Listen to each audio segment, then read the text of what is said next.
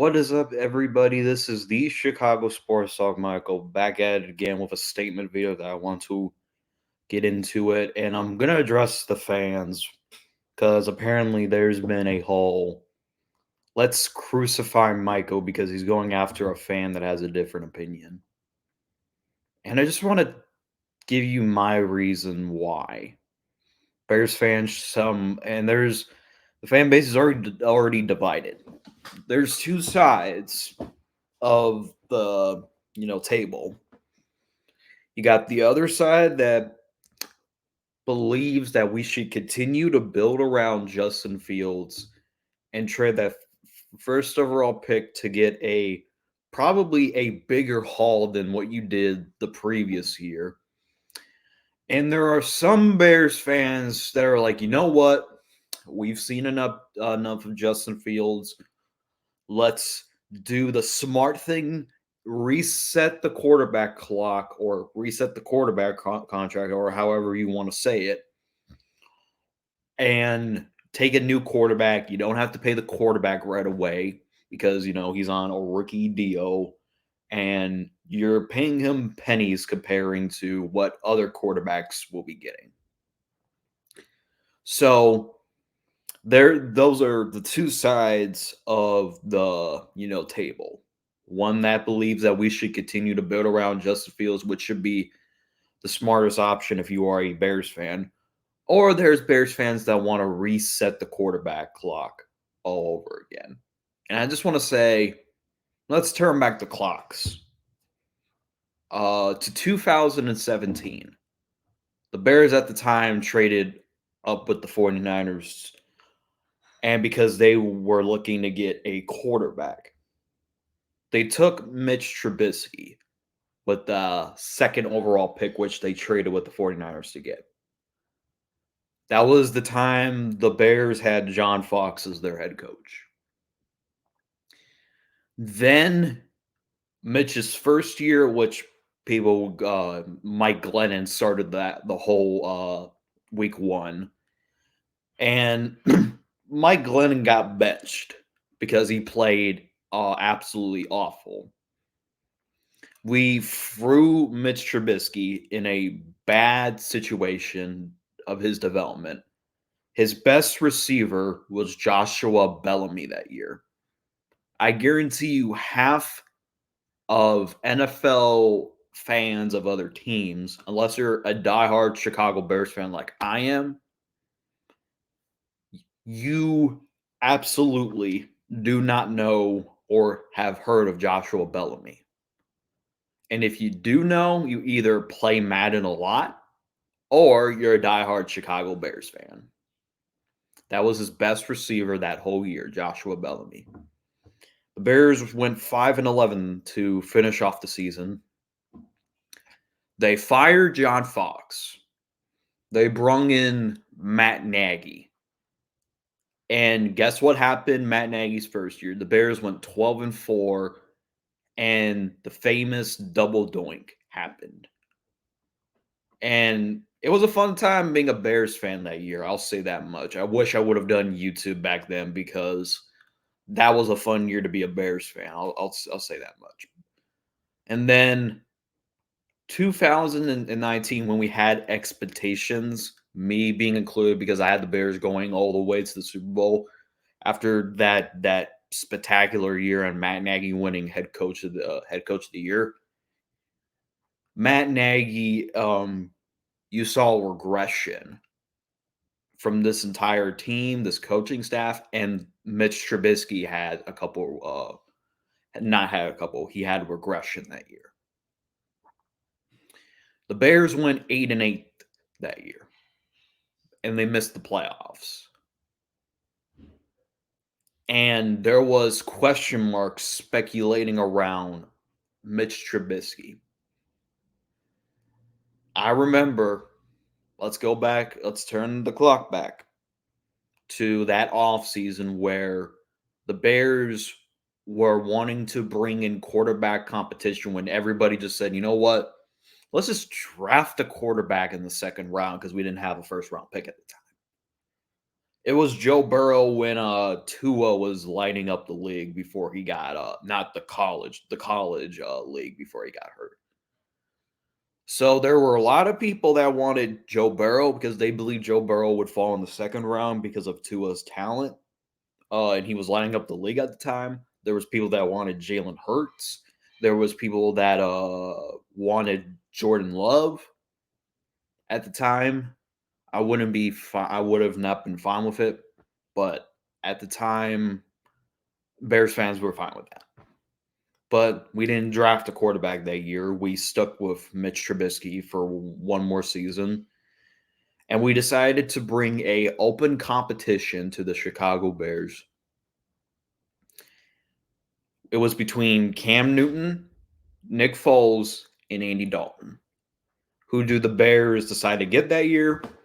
Nick Foles to bring competition for Mitch Trubisky. And after a long, determined battle for that quarterback one spot, ultimately Mitch Trubisky won the job. And we started off 2-0 and going up against the Atlanta Falcons.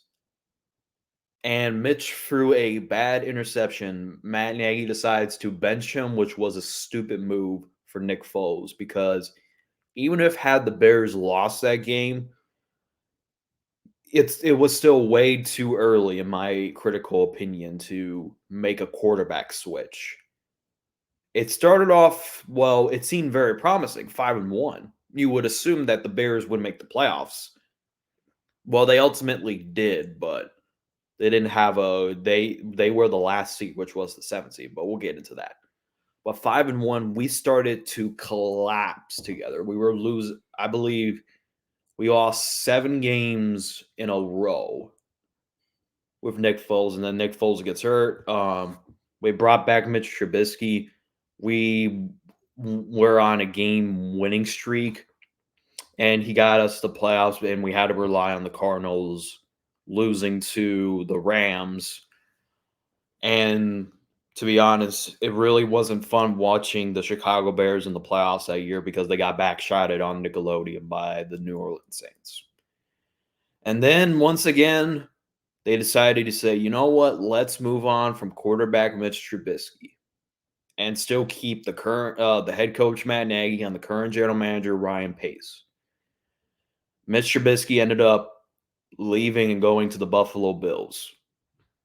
Then all the speculation of getting Russ, we signed Andy Dalton. Then we ultimately traded up with the New York Giants to get Justin Fields. And ultimately, Dalton started off the year. We started off the season 1-1 because we lost the first game to the Rams. Then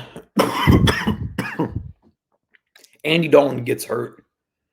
Andy Dalton gets hurt, and Justin Fields has a really a good game against the Lions and a good game against the Raiders. Then he gets rewarded the starting job, which he did earn. You know, we got to give him credit. You know, he did earn the starting job because he performed very better than Andy Dalton did. And we started seeing bad from this coaching staff. And there were games where the Bears were leading and their defense was not playing well, aka the 49ers and Steelers game. But we saw progression from Justin Fields where we thought he could be the potential. Then Justin Fields tended to get hurt, and Andy Dalton and Nick Foles finished out the year. The Bears went 6-11 that year. And the Chicago Bears ownership, aka George McCaskey, Virginia, and Ted Phillips at the time. Then they got rid of Ryan Pace and Matt Nagy. They brought in Ryan Poles and Matt Eberflus. And the season started when Justin Fields completely had no receivers that year. He was throwing to Byron Pringle, Equanimeous St. Brown, Dante Pettis. Unless you're a Chicago Bears fan, you probably don't know those receivers. But even though the Bears went 3-14 that year, what you think that it was a embarrassing season? You saw progression for our quarterback with Justin Fields. He made the top. The NFL didn't put him in the top 100 for no reason. He had to do something that year to place a spot in that top 100 spot. And he almost broke Lamar Jackson's rushing yards that year. So even if you do want to say that it was a terrible season, you still saw the progression of our quarterback. And then this year, obviously, I wouldn't say it was a regression year. It did look like that the first 3 weeks, that it looked like Justin Fields has regressed. But I think the only thing that he needs to clean up is the turnovers. But I think he did well. He beat the Commanders, who at the time had a winning record and had a dominant pass rush between Montez Sweat and Chase Young. He beat the Minnesota Vikings at the time that they were doing good with Joshua Dobbs. Like that, because people want to say that, oh, why are you bragging about beating Joshua Dobbs when he got benched for Nick Mullins? At the time, Joshua Dobbs and the Minnesota Vikings had two very impressive victories.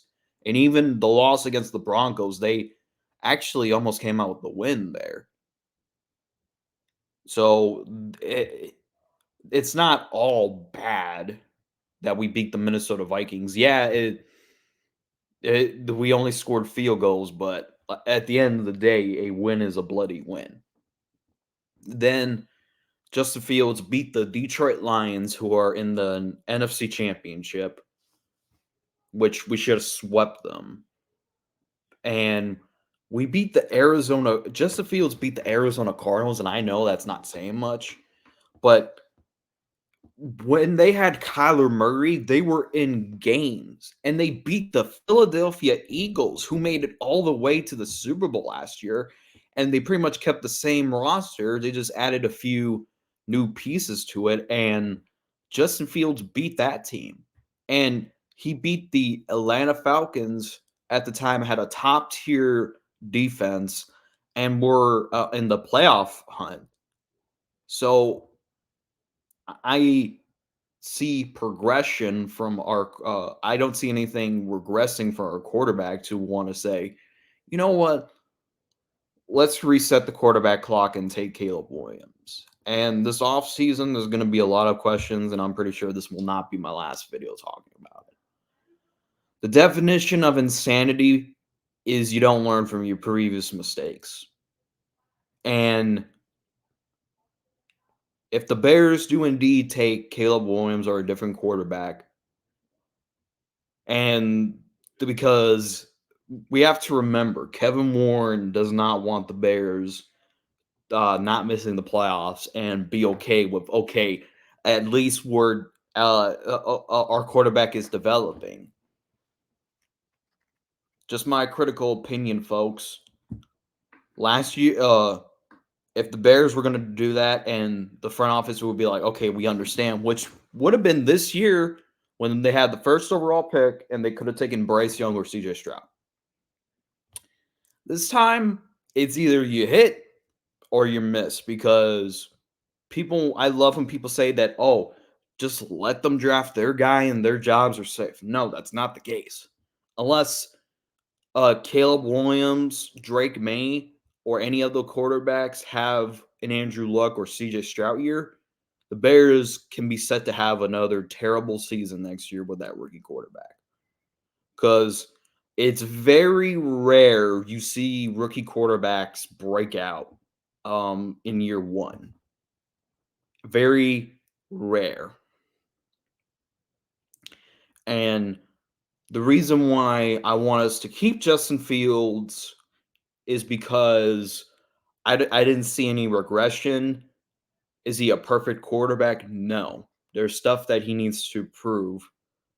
He needs to definitely, and I get it. I'll accept that. Even though he hasn't had a good play caller in his time here in Chicago, he has a lot of red flags going into next season, despite which team is he on. Yeah, he has flaws. He holds on the football for too long. He always looks for the home run instead of taking the check down. But I think those can be fixed with a different play caller, which Shane Waldron would be the best play caller that he has ever had in his time in Chicago. And I want everybody to remember this. And if Caleb Williams or any other quarterback does not turn out to be good and get the Chicago Bears team to the playoffs, the Bears will once again clean house, firing both Ryan Poles and Matt Eberflus. And they will once again repeat the cycle of head coach falls in love with a rookie quarterback. First year, they don't do very well. Head coach and general manager gets fired. They bring in a whole new regime that didn't draft the current quarterback. They get maybe 1 or 2 years to properly develop, maybe 3. And then if it doesn't work out, they get rid of the quarterback and then they let the regime draft their guy. So Bears fans, this is why you should not be okay with continuing with this cycle of quarterbacks, because the definition of insanity is you don't learn from your previous mistakes. I already told you what I think Ryan Poles will do.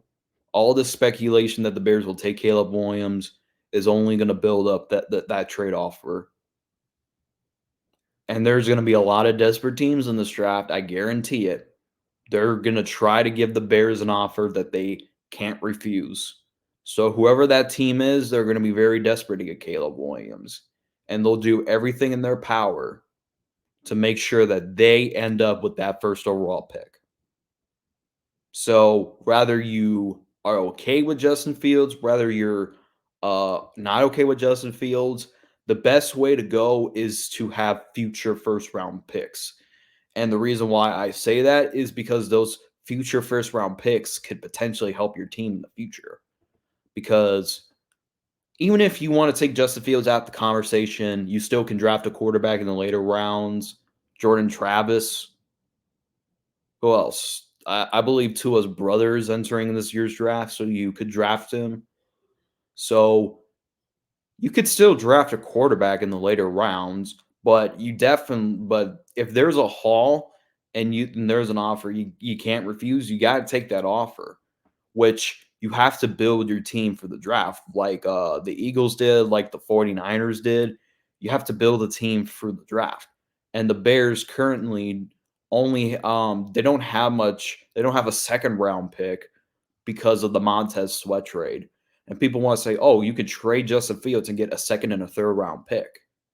And I want to tell you this: we're not getting a first round pick out of Justin Fields. We can throw that shit that reporter said we can get the 8th overall pick for Justin Fields with the Atlanta Falcons.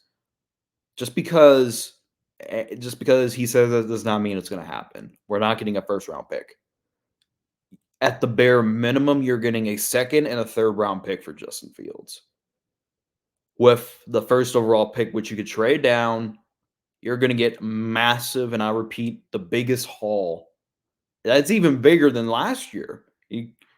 And you could get 3 first round picks and maybe 1 or 2 potential star players that you can get, because we got DJ Moore, which DJ Moore was a game changer for the Chicago Bears last year.